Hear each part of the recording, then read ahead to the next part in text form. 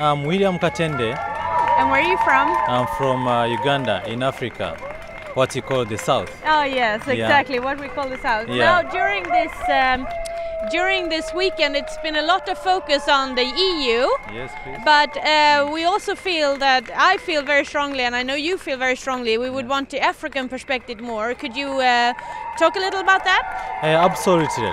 We need to involve much people from the South, what you call Africa, and other southern states like in Latin America, because the effect of environment and the climate justice is not only in the north, but also the effect and other impacts can be realized from the south. So we need to make them participate. People from Africa we need to participate, from Latin America and other countries and other developing countries as a whole, because it's very important for the world and the global arena. And you were talking about before that one of the problems is that we're using a lot of social media and internet for the communication, but that's maybe not the best thing for Africa. Yeah, sure. Yeah, it's true. Majority of the people in Africa and other developing countries, at least 4%, they have access to the internet. So you cannot target 4%. We need to revise other media systems that we can use, like televisions. You have to use the radios so that some people on the local levels and people who are concerned can also get access to the information and communicate with others effectively.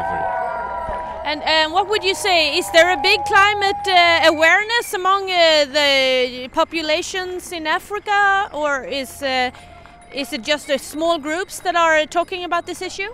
Okay, if I may cite some example in Uganda, for example, majority of the people in our local communities, they use 96% of environment for their survival, in terms of food, in terms of accommodation, in terms of other resources that might be utilized by humanity, is used by, they get it from the environment.